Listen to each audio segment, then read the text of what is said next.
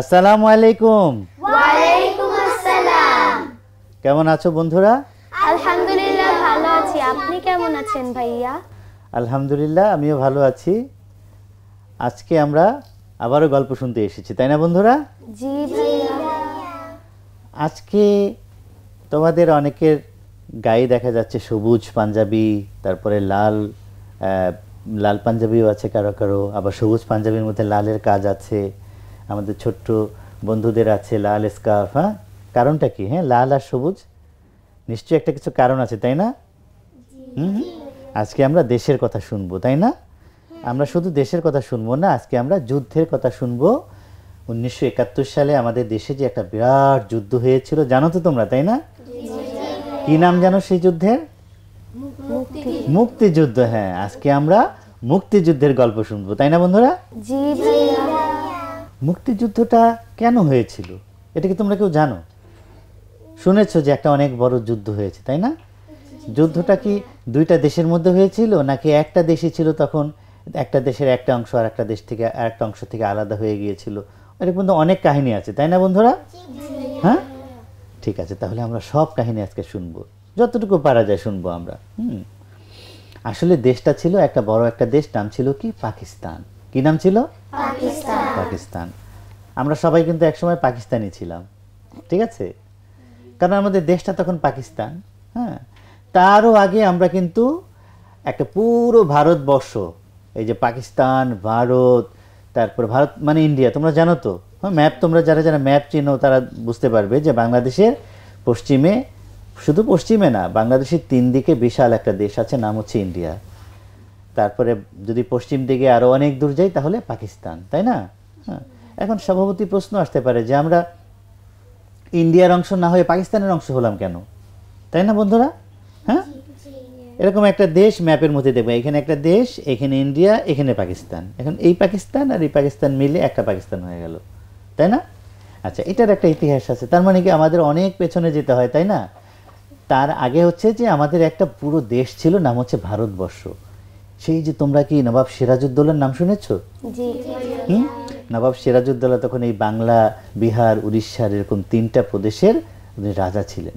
হ্যাঁ, এবং পুরো ভারতবর্ষ তখন বিশাল একটা দেশ ছিল, মুসলমানরা তখন শাসন করত। সেই যে মুঘল আমল, পাঠান আমল, হ্যাঁ, সম্রাট বাবর, সম্রাট আকবর, তোমরা বড় হয়ে জানতে পারবে, যারা অলরেডি বড় হয়ে গেছো তারা একটু একটু জানো, তাই না? বিশাল একটা দেশ ছিল। কিন্তু ইংরেজরা, ব্রিটিশরা, এখন যারা ইংল্যান্ডে থাকে, ব্রিটেনে থাকে, তাদেরকে ব্রিটিশ বলে, এরা তো এখন অনেক ভদ্র হয়ে গেছে, কিন্তু এরা একসময় কী করতো জানো? শুধু এক দেশে যুদ্ধ করে করে এক একটা দেশ জয় করে নিত আর তাদের গোলাম বানিয়ে রাখতো। হ্যাঁ, নিজেরা তো একটা দেশ খুব ভালো আছি, আবার আর একটা দেশ তাদের যুদ্ধ করে আর একটা দেশ তাদের আওতায় নিয়ে আসতো, পরে যুদ্ধ করে আরও একটা দেশ তাদের আওতায় নিয়ে আসতো। এইভাবে করে করে পৃথিবীর অনেক দেশ তাদের আওতার মধ্যে ছিল, তাদের কলোনির মধ্যে ছিল, তাদের সাম্রাজ্যের মধ্যে ছিল। এই ভারতবর্ষটাও তারা ছলে বলে কলে কৌশলে পুরো ভারতবর্ষটা তাদের কবজা করে নিয়েছিল। এবং সেটা 1757 সাল থেকে শুরু হয়েছিল এবং ধীরে ধীরে 1800 শতকের মধ্যে তারা পুরো ভারতবর্ষটা তাদের কবজায় করে নিয়ে যায়। কিন্তু বাংলাদেশের বা উপমহাদেশের মানুষজন, বিশেষ করে মুসলমানরা কিন্তু চুপ করে বসে থাকেনি। তারা বিভিন্ন সময় ব্রিটিশদের সাথে যুদ্ধ করে হোক, বিভিন্নভাবে হোক, হ্যাঁ, দেশটাকে স্বাধীন করার চেষ্টা করেছে। কিন্তু সেই চেষ্টার অনেক ইতিহাস আছে, যেমন হাজী শরীয়তুল্লাহ ইতিহাস করেছেন, তিতুমির নামে একজন আছে, উনি বাঁশের কেল্লা গড়ে ব্রিটিশদের সাথে লড়াই করার চেষ্টা করেছেন। হ্যাঁ, এরকম করে করে করে করে 190 বছর ব্রিটিশরা আমাদের শাসন করেছে। কত বছর? আমাদের যাদের দাদা বেঁচে আছে বা তারও মুরব্বী কেউ বেঁচে আছে, তারা হয়তো বা ব্রিটিশ আমলের থাকতে পারেন, কারণ 1947 সালে ব্রিটিশরা আমাদের ছেড়ে চলে যায়। কত সালে চলে যায়? 47 সালে চলে যায়। এখন যাওয়ার সময় আমাদের এই এলাকায় না অনেক জাতির লোকজন বসবাস করে, তার মধ্যে প্রধান 2টা জাতি হচ্ছে হিন্দু এবং মুসলিম। এটা তো তোমরা জানো, তাই না?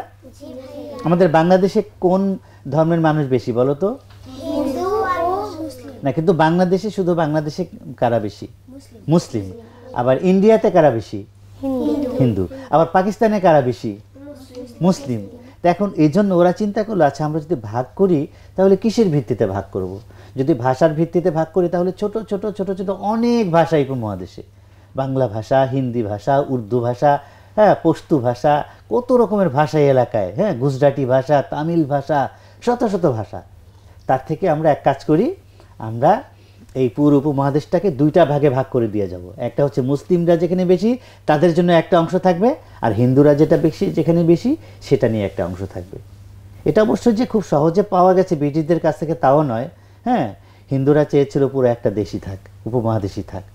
যেহেতু সংখ্যাটা হিন্দুদের বেশি, তাহলে নির্বাচন হলে হিন্দুরাই এখানকার প্রধান হতে পারবে। কিন্তু মুসলমানরা তো তখন কি হবে, মুসলমানরা পেছনে পড়ে যাবে। এজন্য মুসলিম কিছু নেতৃবৃন্দ চিন্তা করেছিল যে না, আমাদের এখানে মুসলমানদের জন্য আলাদা একটা দেশ থাকতে হবে।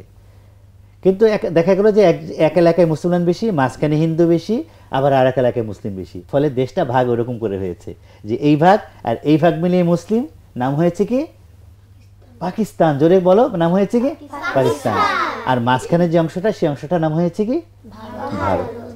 এই ভাগটা হয়েছিল 1947 সালে। কত সালে? ঠিক আছে, খুব সুন্দর। 1947 সালে দেশটা ভাগ হয়ে গেল, ব্রিটিশরা আমাদের ছেড়ে চলে গেল। তখন আমরা মুসলমানরাই আমাদের পাকিস্তানের প্রেসিডেন্ট হলাম, প্রধানমন্ত্রী হলাম, সব কিছু হলাম। দেশটা একটু একটু করে চলতে লাগলো। কিন্তু কয়েকদিন যাওয়ার পরে কি হলো, ওই যে পশ্চিম পাকিস্তানিরা, ওরা আর আমাদের অধিকারগুলো ঠিক মতন দিচ্ছিল না, আমাদের ঠকাচ্ছিল, নানানভাবে ঠকাচ্ছিল। কোন কোনভাবে ঠকাচ্ছিল আমি তোমাদেরকে বলি।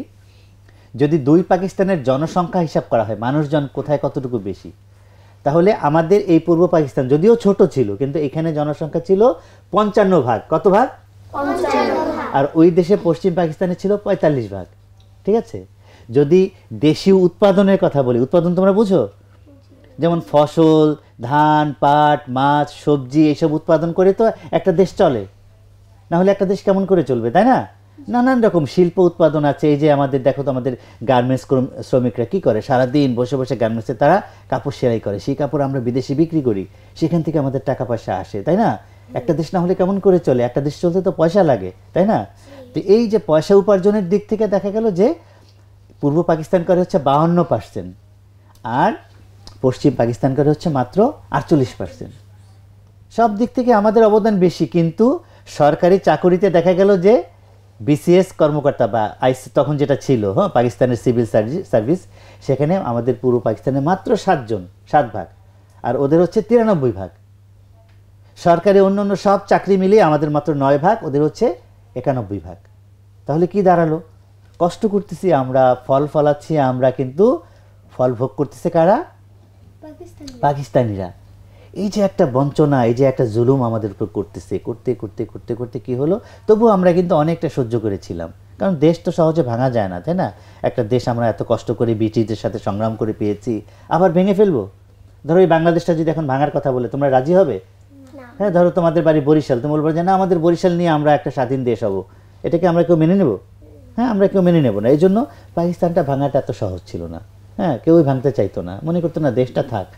কিন্তু দেশের মানুষগুলো, দেশকে যারা শাসন করছে তারা যেন ভালো থাকে, কিন্তু তারা তো ভালো রইল না। তারা নানানভাবে আমাদের শোষণ করতে করতে কি হলো, শেষ পর্যন্ত আমরা বললাম যে ঠিক আছে, ইলেকশন দাও, নির্বাচন দাও, নির্বাচনে যারা জিতবে তারাই দেশ চালাবে। নানান টালবাহানা করতে করতে 1970 সালে তারা একটা নির্বাচন দিল। কত সালে দিয়েছিল? 70 সালে। বাংলাদেশে তখন এই এলাকায় তখন বাংলাদেশ আওয়ামী লীগ সবচেয়ে বড় দল, এবং সেই দলের যে নেতা তার নাম কি? বঙ্গবন্ধু শেখ মুজিবুর রহমান। আর পাকিস্তানের যে বড় দলটা ছিল, সেই দলটার নাম ছিল পিপলস পার্টি। আর সেই দলের যে নেতা ছিল তার নাম কি ছিল জানো? জুলফিকার আলী ভুট্টো। কি নাম ছিল? ভুট্টো না, ভুট্টোর মতো লাগে শুনতে নামটা, না ভুট্টো। যাই হোক, সেই ভুট্টো ছিল পিপলস পার্টির নেতা, আর আওয়ামী লীগের নেতা ছিল শেখ মুজিবুর রহমান। হ্যাঁ, আমরা যাকে বঙ্গবন্ধু বলি। হ্যাঁ, তো কি হলো, 70-এর নির্বাচনে বাংলাদেশ আওয়ামী লীগ, নির্বাচনটা তো দুই পাকিস্তান মিলিয়ে হয়েছিল। মোট আসন ছিল 313টা। কতগুলো আসন ছিল? 313টা। সেই 313টা আসনের মধ্যে বাংলাদেশ আওয়ামী লীগ একাই জিতে গেল 167টা। অর্ধেকের চেয়ে বেশি না? হ্যাঁ, ক্ষমতা নেওয়া যায় অর্ধেক হলে, অর্ধেকের থেকে একটা বেশি হলে ক্ষমতা নেওয়া যায়, কিন্তু অর্ধেকের থেকে অনেক বেশি হয়ে গেল, 54%-এর উপরে হয়ে গেল, প্রায় 55% হয়ে গেল। তখন কি করবে? তখন প্রেসিডেন্ট কি হবে? প্রধানমন্ত্রী কি হবে? শেখ মুজিবুর রহমান। জোরে বলো, প্রধানমন্ত্রী কি হবে? কোন পাকিস্তানের প্রধানমন্ত্রী হবে? শুধু পূর্ব পাকিস্তানের? না, পুরো আমরা ছোট অংশের লোক হয়েও আমাদের যে নেতা, সেই নেতা 2 পাকিস্তানের প্রধানমন্ত্রী হবে। এইটা শুনে তো ওদের মাথা গেল গরম হয়ে। এটা কেমন করে সম্ভব? যেই বাঙালিদের আমরা সবসময় দাবিয়ে রাখি, যাদেরকে আমরা ঠিক মতন তাদের অধিকার দেই না, আমরা তাদের চাকরি দেই না, আমাদের তাদেরকে মানে সেনাবাহিনীর প্রধান করি না, নৌবাহিনীর প্রধান করি না, বিমান বাহিনীর প্রধান করি না, সব পশ্চিম পাকিস্তান থেকে হয়। আর আজকে তারা আমাদের উপর শাসন করবে, আমাদের প্রধানমন্ত্রী হয়ে যাবে। ভুট্টোর গেল মাথা খারাপ হয়ে। কি হলো? ভুট্টোর মাথা খারাপ হয়ে গেল যে এই ইলেকশন তো কিছুতেই সংসদ বসতে দেয়া যাবে না। নানান টালবাহানা শুরু করলো। তখন কিন্তু দেশে সামরিক আইন, আর সামরিক বাহিনীর যিনি প্রধান তার নাম হচ্ছে ইয়াহিয়া, জেনারেল ইয়াহিয়া। কি নাম? নাম শুনেছো তোমরা? তো কেউ কেউ শুনেছ, কেউ কেউ শুনে নাই। হ্যাঁ, জেনারেল ইয়াহিয়া তখন 2 পাকিস্তানের সেনাবাহিনীর প্রধান। তখনও কিন্তু নির্বাচন হয়ে প্রধানমন্ত্রী, প্রেসিডেন্ট এগুলো কিছুই হয় না। ওই ইয়াহিয়াই দেশের প্রেসিডেন্ট, ইয়াহিয়াই দেশের সব কিছু। তারপরে কি হলো? হ্যাঁ, তারপরে কি হলো আমরা একটা বিরতি থেকে এসে শুনবো, তাই না বন্ধুরা? একটা আমরা অনেকক্ষণ গল্প করলাম, এবার একটু চা নাস্তার বিরতি তো হতেই পারে নাকি? হ্যাঁ, তোমরা সবাই নাস্তা খেয়ে এসেছিলে তো? হ্যাঁ, আচ্ছা, শীতের সকালে, ডিসেম্বরের সুন্দর পৌষের সকালে আমরা আরও গল্প শুনবো। তার আগে আমরা একটা ছোট্ট বিরতি নিই, তাই না বন্ধুরা? প্রিয় দর্শক, আমরা ছোট্ট সোনামণিদের সাথে আমাদের স্বাধীনতার গল্প এবং মুক্তিযুদ্ধের গল্প করছিলাম। ফিরে আসছে একটা ছোট্ট বিরতি নিয়ে, আমাদের সাথেই থাকুন বন্ধুরা। আমরা তো একটা বিরতি থেকে ফিরে এলাম, আমরা এখন আবারও গল্প শুনবো। হ্যাঁ, আমরা কি গল্প শুনবো? মুক্তিযুদ্ধের গল্প শুনবো, তাই না বন্ধুরা? আচ্ছা, ঠিক আছে। গল্প থেকে কিন্তু ইতিহাসটা আমাদের একটু বেশি শোনা হয়েছে। হ্যাঁ, সামনে আমরা কিন্তু গল্পই বেশি করব, ঠিক আছে? কিন্তু গল্প শোনার আগে আমরা একটা গান শুনে নিই, চলো। হ্যাঁ, আমাদের মধ্যে জাইমা নূর আছে, খুব সুন্দর গান গায়। তোমরা তার গান শুনেছো? আচ্ছা, তাহলে জাইমা তুমি আমাদেরকে একটা দেশের গান শোনাবে আজকে, ঠিক আছে? ঠিক আছে, শুরু করো। যে মাটির বুকে ঘুমিয়ে আছে লক্ষ মুক্তি সেনা, দে না তোরা দে না সে মাটি আমার অঙ্গে মাখিয়ে দে না। যে মাটির বুকে ঘুমিয়ে আছে লক্ষ মুক্তি সেনা, দে না তোরা দে না সে মাটি আমার অঙ্গে মাখিয়ে দে না।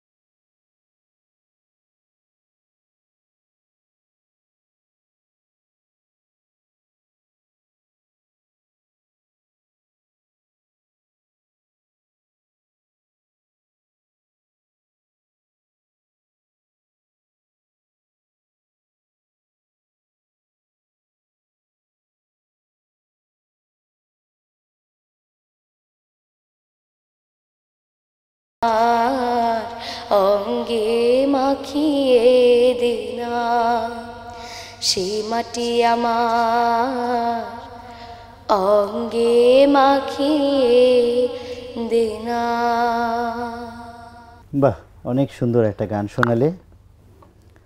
কেমন লাগলো তোমাদের বন্ধুরা? ভালো লেগেছে না? একটা দেশের গান, যে মাটির বুকে ঘুমিয়ে আছে অনেক মুক্তি সেনা ঘুমিয়ে আছে। ঘুমিয়ে আছে মানে কি? তারা দেশের জন্য লড়াই করে তারা শহীদ হয়ে গিয়েছিল, তাই না বন্ধুরা? হ্যাঁ, যে দেশের জন্য লড়াই করে দেশকে স্বাধীন করার জন্য তারা মারা গিয়েছিল। কিন্তু কেন এই ঘটনা ঘটলো? ওই যে বলছিলাম যে ভুট্টোর গেল মাথা খারাপ হয়ে গেল।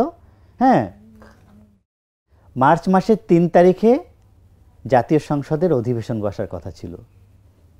একটা নির্বাচন হয়ে গেলে কিন্তু সংসদের অধিবেশন বসে, জানো তো, তাই না? ইলেকশন হয়ে গেল, যারা যারা বিজয়ী হয়েছে তাদেরকে নিয়ে একটা সংসদ বসে। সেই সংসদে যদি ভোটাভুটি হয় কে প্রধানমন্ত্রী হবে, সংসদ বসলেই সাথে সাথেই প্রধানমন্ত্রী হয়ে যেতেন আমাদের বঙ্গবন্ধু শেখ মুজিবুর রহমান। এটা তো ভুট্টো জানতো। এজন্য নানান টালবাহানা করে যে না, কোনো মতেই সংসদ যেন বসতে না দেওয়া যায়। হ্যাঁ, কিন্তু আবার যে সেনাবাহিনীর প্রধান ছিল ইয়াহিয়া, সে বলছিল যে না, সংসদের অধিবেশন বসবে, একটা আশা দিয়ে রেখেছিল। কিন্তু আসলে ওরা আমাদের সাথে নানান ধরনের ছলচাতুরি করে 3 তারিখে আর কি করলো না, সংসদের অধিবেশনটা আর বসতে দিল না। তারপর তো বাংলাদেশের মানুষ বিক্ষুব্ধ হয়ে গেল, উত্তাল হয়ে গেল, রাজপথে মিছিল, মিটিং, সমাবেশ। হ্যাঁ, 7ই মার্চ বঙ্গবন্ধু কী করলেন, রেসকোর্স ময়দানে, এই যে এখন ঢাকার যে বড় আমাদের একটা মাঠ আছে না, শিশু পার্কের পাশে, তোমরা চেনো সরোয়ার্দী উদ্যান? হ্যাঁ, আগে যে শিশু পার্ক ছিল এখন তো ভেঙে টেঙে বোধহয় নতুন করে আবার সুন্দর করে করবে। হ্যাঁ, সেটার পাশে বিশাল একটা মাঠ, সেই মাঠে একটা বিশাল জনসভা করে তিনি ভাষণ দিলেন এবং ভাষণ দিয়ে বললেন যে এইভাবে যদি আমাদের নির্বাচন হয়ে গেল, তারপরেও যদি আমাদের সংসদ না বসে, দেশ যদি ঠিক মতন না চলে, তাহলে তোমাদের সাথে আমরা আর থাকবো না, আমরা তখন স্বাধীনতা ঘোষণা করব। এবারের সংগ্রাম আমাদের স্বাধীনতার সংগ্রাম, এবারের সংগ্রাম মুক্তির সংগ্রাম। হ্যাঁ, তিনি ডাক দিয়ে দিলেন। হ্যাঁ, তারপর থেকে দেশের মধ্যে একটা অস্থিরতা, অরাজকতা চলতে লাগলো। হ্যাঁ, তো এর মধ্যে পাকিস্তান সেনাবাহিনী কী করলো, ধীরে ধীরে আলোচনাও চালিয়ে যেতে লাগলো, আর ধীরে ধীরে কী করলো, জাহাজ ভরে ভরে অস্ত্র পাকিস্তান থেকে বাংলাদেশের চট্টগ্রাম বন্দরে আনা শুরু করলো। কারণ যুদ্ধ লাগলে তো অস্ত্র দরকার হবে, তাই না? হ্যাঁ, আর প্লেনে করে আসাটা একটু কষ্টকর। পুরো মাঝখানে তো ভারত, ইন্ডিয়া, তাই না? ইন্ডিয়া হচ্ছে সবসময় পাকিস্তানের শত্রু, তাই না? ইন্ডিয়া ছিল আগেও যেমন শত্রু ছিল, এখনও শত্রু। সারাক্ষণ ইন্ডিয়ার পাকিস্তানের মধ্যে একটা যুদ্ধের অবস্থা। আমরা যখন পাকিস্তান ছিলাম তখন আমরাও ইন্ডিয়ার শত্রুই মনে করতাম। হ্যাঁ, যদিও এতদিন পরে এখনও আমরা ইন্ডিয়াকে ভাবছি যে ইন্ডিয়া আমাদের আসলে বন্ধু না। ইন্ডিয়া আমাদের যেভাবে বিভিন্নভাবে ক্ষতি করছে, তাতে এখন আর ইন্ডিয়াকে আমাদের বন্ধু বলার কোনো সুযোগ নেই। কিন্তু তখন যেহেতু আমাদের ঝগড়াটা পাকিস্তানের সাথে, তোমাদের ক্লাসে কী হয়, তুমি যদি মনে করো তুমি তোমার এক বন্ধুর সাথে ঝগড়া করো, তখন আর এক বন্ধুকে কাছে টেনে নাও না, যেন তোমার পক্ষে থাকে। যদিও সেও বেশি একটা ভালো না, তারপরেও মনে করো যে এখন আমার দরকার আছে। একটা মাস্তান ছেলেকেও আমরা মনে করি যে না, ওকে যদি আমি এখন আমার সাথে রাখি তাহলে আমার কাজে লাগবে। ঠিক তেমনই ইন্ডিয়া হচ্ছে একটা মাস্তান দেশ। হ্যাঁ, তো আমরা একটা মাস্তান দেশকে আমাদের সাথে রেখেছি, কারণ আরেকজনের সাথে আমি তখন যুদ্ধ করছি, ঝগড়া করছি। ঠিক আছে, তারপরে কি হলো, এইরকম অরাজকতা চলছে, আর পাকিস্তানিরা কি করলো, যে অস্ত্র আনা শুরু করলো জাহাজ ভরে ভরে। হ্যাঁ, ওদিকে আলোচনাও চালিয়ে যাচ্ছিল। 25শে মার্চ আমাদের বঙ্গবন্ধু শেখ মুজিবুর রহমান ওনার বাসায় আওয়ামী লীগের সব নেতৃবৃন্দ গিয়ে তাকে পরামর্শ দিল যে আপনি আত্মগোপন করেন, মানে পালিয়ে থাকেন, যে কোনো সময় আপনাকে অ্যারেস্ট করা হতে পারে। উনি বললেন যে না, দেশের এই ক্রান্তিকাল অবস্থায় আমি আত্মগোপন করে থাকবো না, যা হয় সামনাসামনি হবে। হ্যাঁ, এই করে করে 25শে মার্চের রাতে হঠাৎ করে সবাই ঘুমিয়ে আছে, জানে যে দেশে একটা খারাপ পরিস্থিতি যাচ্ছে। হ্যাঁ, কেউ কেউ প্রস্তুতি নিচ্ছে, কেউ কেউ ঢাকা ছেড়ে যাচ্ছে। হ্যাঁ, ঠিক সেরকম একটা অবস্থায় হঠাৎ অনেক রাতে শুনে গোলাগুলির আওয়াজ। সে কি অল্প স্বল্প গোলাগুলি?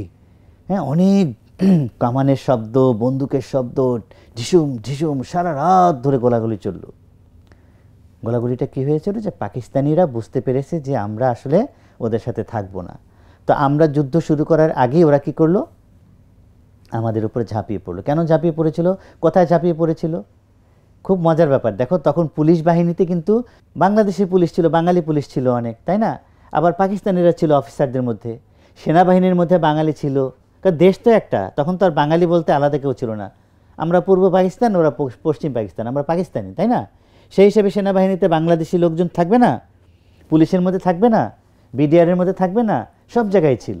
ওরা বেছে বেছে প্রথমেই যাদের কাছে অস্ত্র আছে, অর্থাৎ যারা এরকম ফোর্সের লোক, হয় পুলিশের লোক, না হলে আর্মির লোক, না হলে বিডিআরের লোক, হ্যাঁ তখন তো বিডিআর ছিল না, তখন ইপিআর ছিল, হ্যাঁ এই তাদের উপর ঝাঁপিয়ে পড়লো, তাদেরকে নিরস্ত্র করলো, তাদের অস্ত্র কেড়ে নিয়ে তাদেরকে কাউকে মেরে ফেললো, কাউকে পুলিশ ফাঁড়ি থেকে বা পিলখানা থেকে বের করে দিল। হ্যাঁ তখন তারা কি করলো, তারা কেউ পালিয়ে বাঁচলো, কেউ অস্ত্র নিয়ে পালিয়ে বাঁচলো। হ্যাঁ এইভাবে সারা রাত একটা তাণ্ডব মানে চললো। আর পাকিস্তান সেনাবাহিনী চিন্তা করলো যে যুদ্ধ করতে পারে যুবকরা, সুতরাং তারা কী করলো, ঢাকা ইউনিভার্সিটিতে অ্যাটাক করলো। সেইখানে বিভিন্ন হলে গিয়ে তারা যুবক ছেলেদের ধরে ধরে তারা অনেক মানে হত্যাকাণ্ড করলো এক রাতের মধ্যে। একটা ভয়ের পরিবেশ তৈরি হলো। সেই রাতকে আমরা কি বলি, 25শে মার্চ কালো রাত। কি বলি? কালো রাত। কারণ সেই রাতে আমাদেরকে না জানিয়ে কোনো ধরনের উস্কানি ছাড়া পাকিস্তান সেনাবাহিনী আমাদের উপর বর্বর একটা আক্রমণ করেছিল। এখন কি আর কোনো আলোচনার পথ খোলা থাকে বলো? হ্যাঁ তখন থেকে যুদ্ধ শুরু হয়ে গেল। হ্যাঁ কিন্তু যুদ্ধ আমরা করবো কি দিয়ে? আমাদের কি কোনো অস্ত্র আছে? হ্যাঁ আমাদের কোনো সেনাবাহিনীর থেকে আমাদের বের করে দিচ্ছে, সেনাবাহিনী ভেঙে চলে গেছে। কিন্তু তার মধ্য থেকেও যারা সেনাবাহিনীর মধ্যে কিছু সাহসী সেনা অফিসার ছিল, 27শে মার্চ রাতের বেলা ঘোষণা করলেন, স্বাধীনতার ঘোষণা দিলেন যে আমরা, বঙ্গবন্ধুর পক্ষ থেকে স্বাধীনতার ঘোষণা দিলেন যে আমরা এখন আর পাকিস্তানিদের সাথে নেই। কারণ সাধারণ জনগণ দেখো, ধরো যে কোনো একটা নির্বাচন হচ্ছে বা কোনো একটা ব্যাপার হচ্ছে, জনগণ রাস্তায় আন্দোলন করছে, এই আন্দোলনের সাথে যদি সেনাবাহিনী বলে আমরাও তোমাদের সাথে আছি, তখন আমরা একটা বিরাট সাহস পেয়ে যাই না? আর যদি আমরা দেখি যে না, আমরা সাধারণ মানুষের রাস্তায় নামছি, একটা ন্যায্য দাবির জন্য আন্দোলন করতেছি, সেনাবাহিনীর জায়গা আছে, পুলিশটা দূরে দাঁড়িয়ে দাঁড়িয়ে তামাশা দেখছে, সরকারের আনুগত্য করছে, তখন আমাদের কি সাহস বাড়ে? সাহস থাকে? আমরা আন্দোলন করে জানি যে এই আন্দোলন সফল হওয়া খুব কষ্ট। কিন্তু যখনই জনগণের এই আন্দোলনের সাথে সেনাবাহিনী বললো আমরাও আছি, স্বাধীনতার ঘোষণা দিলাম আমরা, তখন আমাদের মধ্যে একটা বিরাট সাহস তৈরি হয়ে গেল। তখন কি হলো, যুদ্ধের প্রস্তুতি নেওয়া শুরু করলো। কিন্তু যুদ্ধের প্রস্তুতির আগে তখন ঢাকার অবস্থাটা তোমাদের জানতে হবে। ঢাকার লোকজন তখন ভয়ে বাড়ি ঘর ছেড়ে পালানো শুরু করলো। কারণ পাকিস্তানিরা ছিল সেনাবাহিনী, তাই না? পাকিস্তানি জনগণ তো এত দূর থেকে এসে আমাদের এখানে আসার সুযোগ পায়নি। কারা এসেছে? যারা সেনাবাহিনীতে ছিল তারা, তাই না? বা পুলিশের মধ্যে কিছু পাকিস্তানি বড় বড় অফিসার ছিল, তারা তো সব ঢাকা কেন্দ্রিক বা চিটং কেন্দ্রিক বা বড় বড় শহর কেন্দ্রিক, তাই না? সুতরাং ঢাকা থেকে যদি পালিয়ে একটু দূরে চলে যাওয়া যায়, গ্রামে চলে যাওয়া, তাহলেই তো বেঁচে যাওয়া যায়। তখন ঢাকা থেকে দলে দলে লোকজন, খুব মজার ব্যাপার লাগছে না তোমাদের কাছে?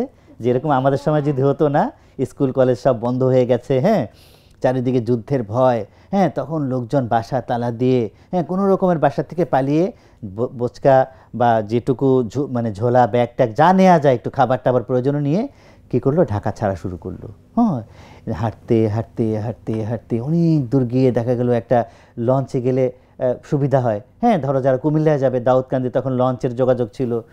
লঞ্চ ঘাট গিয়ে দেখে যে একটা মাত্র লঞ্চ, কিন্তু লক্ষ লক্ষ মানুষ। কি করবে?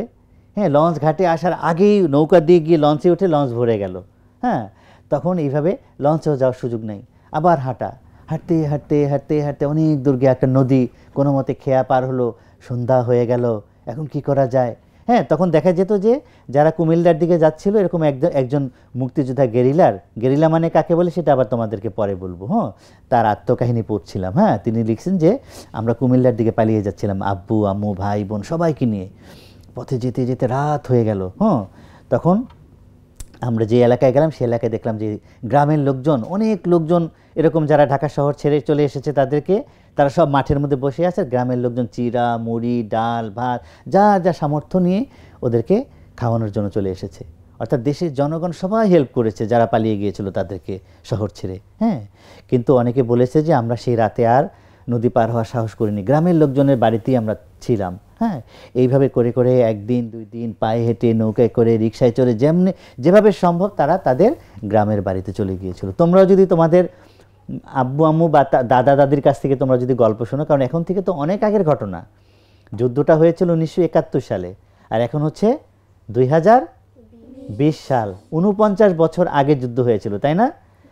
আর এক বছর পরেই 50 বছর, 50 ইয়ার্স হয়ে যাবে আমাদের যুদ্ধের, তাই না? আমাদের স্বাধীনতার, আমাদের বিজয়ের, তাই না বন্ধুরা? তাহলে এই যে এরপরে কি হলো, মুক্তিযোদ্ধা কেমন করে তৈরি হলো, তারপর মুক্তিযোদ্ধারা ভারতে কীভাবে ট্রেনিং নিতে গিয়েছিল, তারপর বাংলাদেশে ভেতরে আর্মিদেরকে কোথাও কোথাও কীভাবে মুক্তিযোদ্ধারা মানে অ্যাটাক করেছিল, কীভাবে বিজয় অর্জন করেছিল, এরকম আরও অনেক ছোট ছোট গল্প আছে। এই গল্পগুলো আমরা এই মুক্তিযুদ্ধ নিয়ে আমরা আর একটা পর্ব করব, সেইখানে আমরা সেই গল্পগুলো তোমাদেরকে বলবো। ঠিক আছে বন্ধুরা, তোমাদের কি ভালো লাগছে তো? আচ্ছা ঠিক আছে, তাহলে সবচেয়ে বড় কথা হচ্ছে যে আমরা এই কষ্ট করে করে আমরা একটা দেশ পেয়েছিলাম, তাই না? সেই দেশটার নাম হচ্ছে বাংলাদেশ। একটু জোরে বলো, সেই দেশটার নাম বাংলাদেশ। এই দেশটার মতন এত সুন্দর দেশ পৃথিবীর আর কোথাও নেই। যদিও আমরা বলি যে আমরা একটা গরিব দেশ, যদিও বলা হয় আমাদের অর্থনীতি অনেক গরিব, আমাদের দেশে অনেক বেকার আছে, আমাদের অনেক সমস্যা আছে, কিন্তু আল্লাহ আমাদের যে নিয়ামত দিয়ে রেখেছেন, সেই নিয়ামতের মতন এত সুন্দর নিয়ামত পৃথিবীর আর কোথাও নেই। এই যে ধরো ইউরোপের কথাও শুনি আমরা, হ্যাঁ, সুইডেন বা জার্মানি, হ্যাঁ, ওইখানে অনেক উন্নত দেশ, কিন্তু তাদের এখানে শুধু শীত, শীতকালে শুধু শীত আর শীত। আর আমাদের এখানে দেখো 6টা ঋতু। কয়টা ঋতু? 6টা ঋতু। এক একটা ঋতুর চেহারা এক এক রকম। তোমাদের যেমন এক একটা সুন্দর সুন্দর চেহারা এক এক রকম, হ্যাঁ, একটা সুন্দর মিষ্টি চেহারা, কারো চেহারা আবার কারো চুল কোকড়া, হ্যাঁ, কেউ চশমা পরে, এরকম সুন্দর সুন্দর চেহারা, কেউ ফর্সা, হ্যাঁ, কেউ আবার একটু মানে কি বলবো অন্য ধরনের চেহারা, হ্যাঁ, এরকম আমাদের ঋতুগুলো এক এক রকম। গ্রীষ্মকালে একটু গরম হয়, হ্যাঁ, বর্ষাকালে বৃষ্টি, তাই না? হ্যাঁ, আমরা বৃষ্টিতে ভিজতে পছন্দ করি, তোমরা করো? আমার খুব ভালো লাগে। খুব ভালো লাগে। আচ্ছা, এরপরে শরৎ আসে, তাই না? কাশ ফুলে ছেয়ে যায় নদীর কূল, হ্যাঁ, এরপরে হেমন্তকালে ফসল মানে পেকে যায়, হ্যাঁ, সোনার ধানে ভরে যায় আমাদের মাঠ ক্ষেত, একটু একটু শীত পড়ে, হ্যাঁ, এরপরে আসে পৌষ মাস, হ্যাঁ, খুব মজার একটা মাস, তাই না? আমরা লেপ গায়ে দিই, গরম কাপড় পরি, মিষ্টি খেজুরের রস খাই, পিঠা খাই, পায়েস খাই। তোমার পিঠা পায়েস পছন্দ করো? হ্যাঁ, একটু কম কম করো, নাহলে এত কম করে বলতেছো কেন? করো পছন্দ? আচ্ছা ঠিক আছে। এরপরে আসে বসন্ত। বসন্তকে বলে ঋতুর রাজা, হ্যাঁ। এইরকম 6টা ঋতুর দেশ পৃথিবীর আর কোথাও নাই। হয় 2টা ঋতু আছে, না হলে কারো 3টা ঋতু আছে। তো এই যে আল্লাহ এত নিয়ামত দিয়ে ভরিয়ে রেখেছেন আমাদের দেশটা, আমাদের এই স্বাধীনতার জন্য, এই যে এই মাটির বুকে ঘুমিয়ে আছে, গান শুনেছি আমরা, লক্ষ লক্ষ সেনা আমাদের মাটির নিচে ঘুমিয়ে আছে। তারা অনেক স্বপ্ন নিয়ে আমাদের দেশটাকে স্বাধীন করেছিলেন। আমরা যেন তাদের সেই স্বপ্নকে বাস্তবায়ন করতে পারি, সেজন্য আমাদের সবাইকে খুব ভালো হতে হবে, খুব সৎ হতে হবে, সত্যবাদী হতে হবে, আর লেখাপড়া শিখতে হবে। ঠিক আছে? এই কাজগুলো আমরা করতে পারবো না? তাহলেই আমাদের জন্য যারা জীবন দিয়েছেন তাদের রক্ত সফল হবে, সার্থক হবে। আমরা তো একটা গান শুনেছি, তাই না, আমাদের জাইমার কাছ থেকে। আমাদের সাইফা সোনামণিও সুন্দর গান গাইতে পারে। তোমরা কি জানো? তোমরা অনেকেই জানো না, অনেকেই জানো, তুমি জানো, আর অনেকেই জানে না। তাহলে আমরা আজকে এখন আমাদের সাইফা সোনামণির কাছ থেকে একটি গান শুনতে শুনতে আমাদের গল্পের আসর শেষ করব। ঠিক আছে বন্ধুরা? সুন্দর সুবর্ণ তারুণ্য লাবণ্য অপূর্ব রূপসী রূপেতে অনন্য। সুন্দর সুবর্ণ তারুণ্য লাবণ্য অপূর্ব রূপসী রূপেতে অনন্য। আমার দু চোখ ভরা স্বপ্ন, ও দেশ তোমারই জন্য। আমার দু চোখ ভরা স্বপ্ন, ও দেশ তোমারই জন্য। সুন্দর সুবর্ণ তারুণ্য লাবণ্য অপূর্ব রূপসী রূপেতে অনন্য। থাকিবে না তো দুঃখ দারিদ্র, বিভেদ বেদনা ক্রন্দন। প্রতিটি ঘরে একই প্রশান্তি, একই সুখে স্পন্দন। থাকিবে না তো দুঃখ দারিদ্র, বিভেদ বেদনা ক্রন্দন। প্রতিটি ঘরে একই প্রশান্তি, একই সুখের স্পন্দন। আমার দু চোখ ভরা স্বপ্ন, ও দেশ তোমারই জন্য। আমার দু চোখ ভরা স্বপ্ন, ও দেশ তোমারই জন্য। তোমার জন্য হব দুরন্ত, তোমার জন্য শান্ত।